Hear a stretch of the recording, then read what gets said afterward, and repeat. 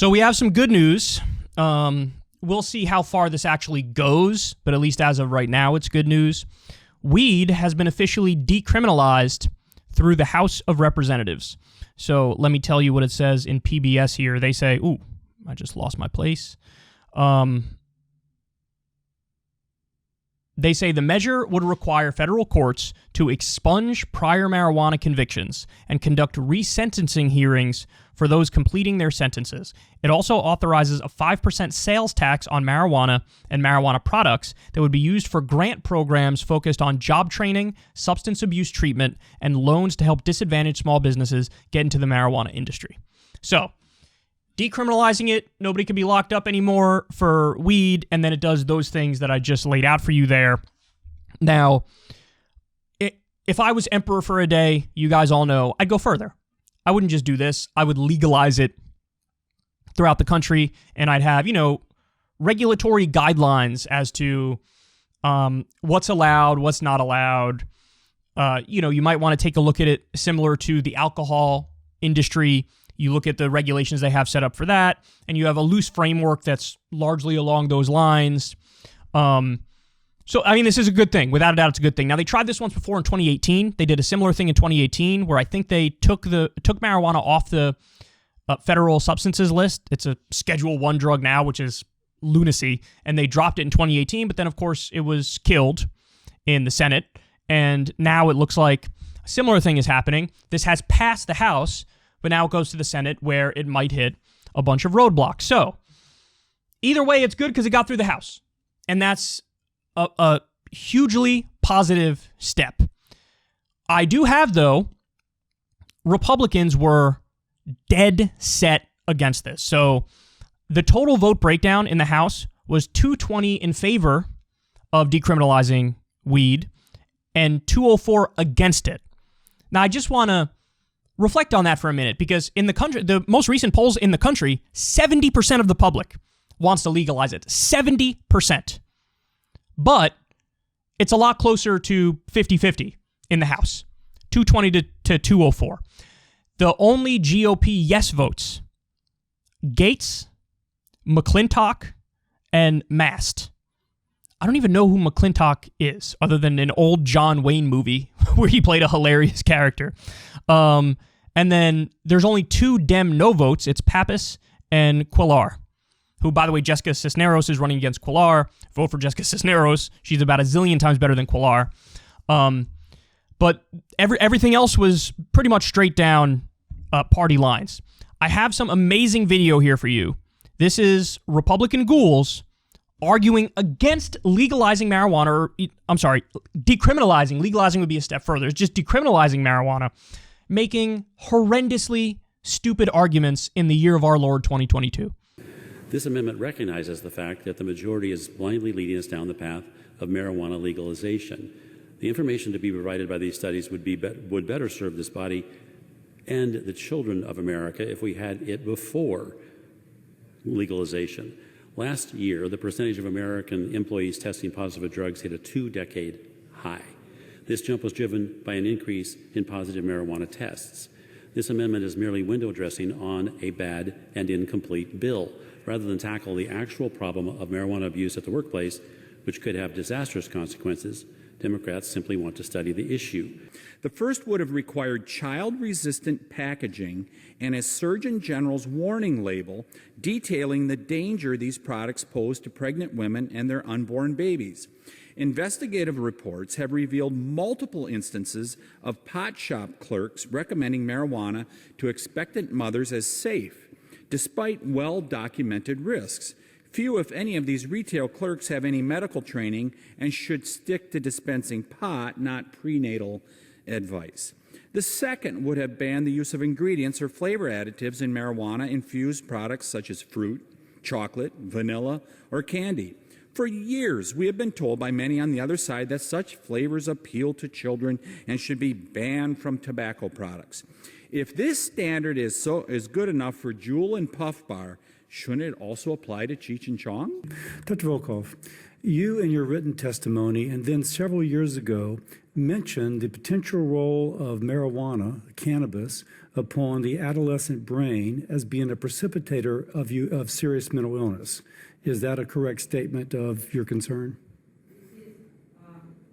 Definitively, this is one of the areas that we are most concerned of with the legalization of marijuana. So let me ask you, that would suggest that states which have had a more liberal legalization of marijuana, say Colorado, would have an increased incidence of serious mental illness among adolescents and young adults than a state with more restrictive laws and presumably less prevalence of usage. Is that a finding that you've had?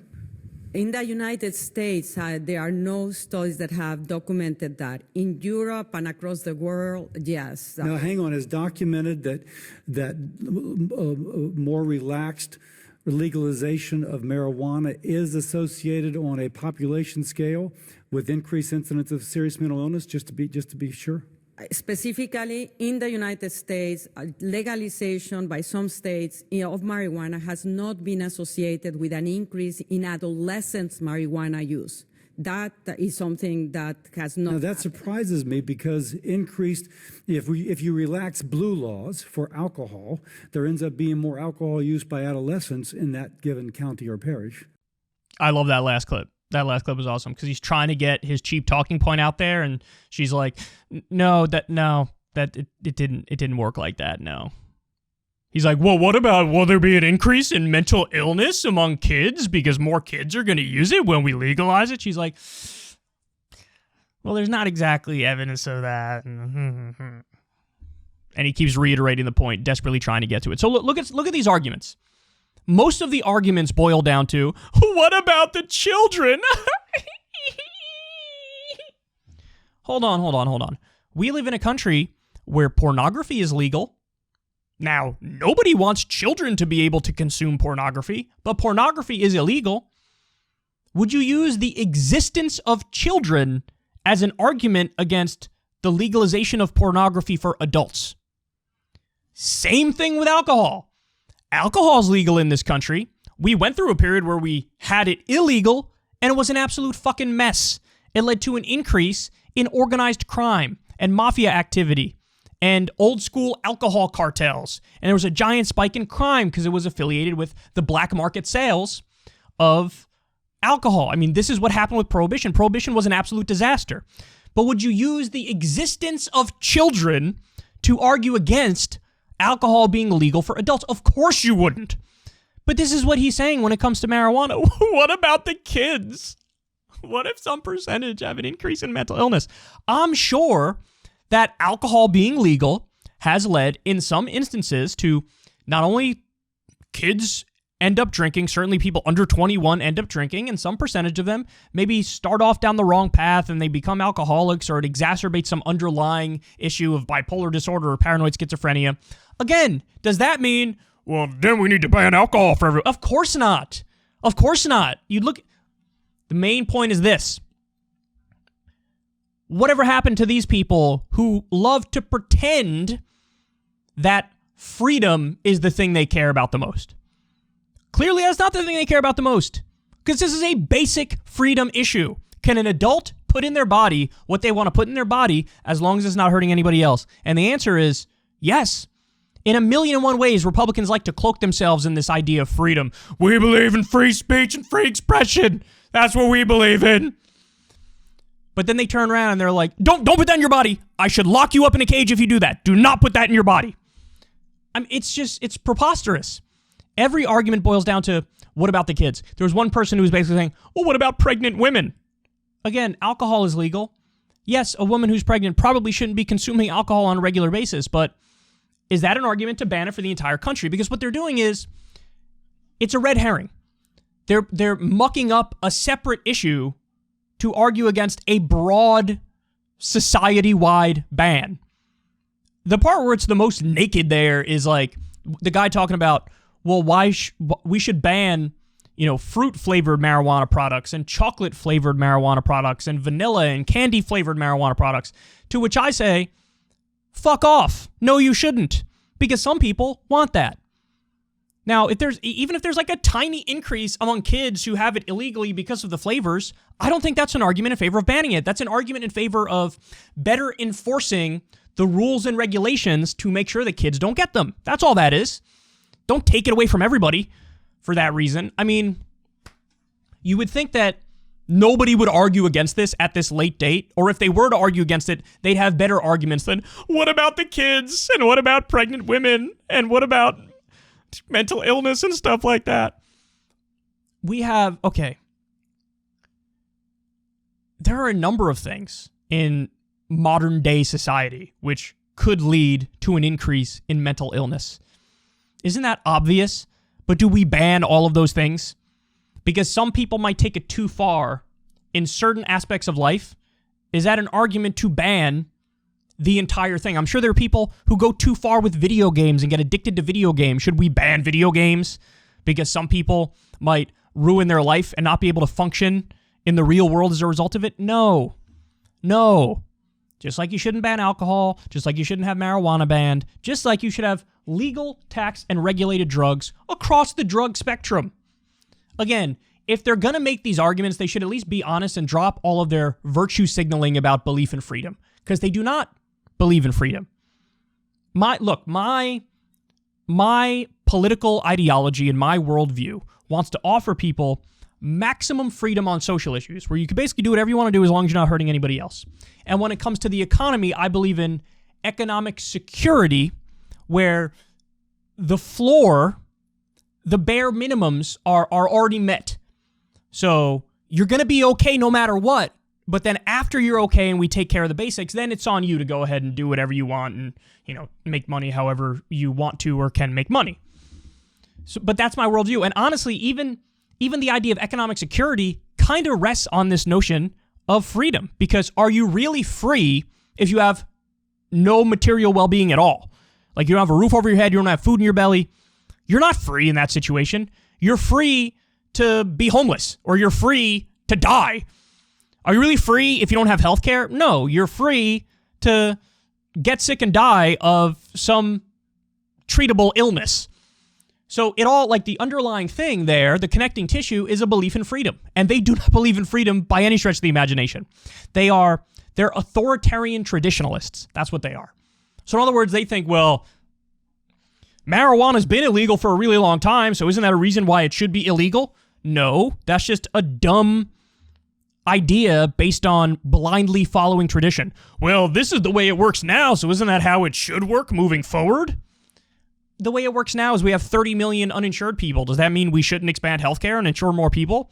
The way it works now is there's probably over 1 million homeless people. They say the official number is 400,000. I don't buy that. It's way more than that. There's probably over 1 million homeless people. That's the way it works now, so it should stay like that. If you're homeless, you should stay homeless. This is like part and parcel of conservatism. The idea that, hey, don't change things too much.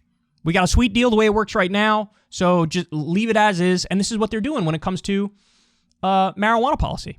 And again, I want to reiterate something. 70% of the country wants to legalize marijuana. It's a majority of Democrats, a majority of independents, and in some polls, even a majority of Republicans want to legalize marijuana. So they are telling their own constituents, we don't agree with you. Now, if I was an elected Democrat in this scenario, I would destroy these people over this. I would be ranting and raving against them on a regular basis. I would give speeches on the floor of the House or the floor of the Senate. I would go in the media and rail against them and their idiocy and their stupidity and their authoritarianism.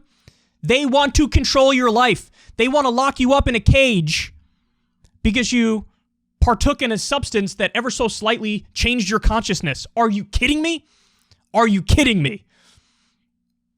So there you have it. I mean, these ghouls, absolute gremlins, are arguing against legal marijuana in 2022. And there's an even more important aspect to the story, which is how many lives have been ruined as a direct result of the drug war. Millions? People locked up and then they can't get a job afterwards for something as silly as selling a little bit of pot? Are you kidding me? And they're in favor of that system. So again, that is rank authoritarianism. That's what that is. They want to ruin lives over something tiny like that. Non-violent offenses. And they are propping up that system. They support that system. And they're even supporting it with the majority of their own constituents against them. A majority of their own voters. A majority of people in their own party against them. So you got to make them pay a political price for this. And if I'm Joe Biden, I would just legalize it through executive order because he can do it. But unfortunately, he doesn't want to. That puts him in league with the Republicans, being a drug warrior. And it's absolutely pathetic. It's super pathetic. So there you have it. I want to hear, what about the kids, or what about the pregnant women, or what about the fruity flavors? The fruity flavors are based. And I don't want to hear about, what about potential increase in mental illness? By the way, these are the same people who would turn around and say, let's not have universal mental health care as a policy in this country. They're fear-mongering about a rise of mental illness, but then they wouldn't support a Medicare for All system that would include mental treatment, that would include therapists and psychologists and rehab centers and things of that nature. They're disingenuous hacks, and they've never been more wrong than they are on this issue. Hey, y'all, do me a favor and like and subscribe. It helps out big time in the algorithm. Click the bell as well for notifications when videos drop, and watch that video on screen right now. You know you want to.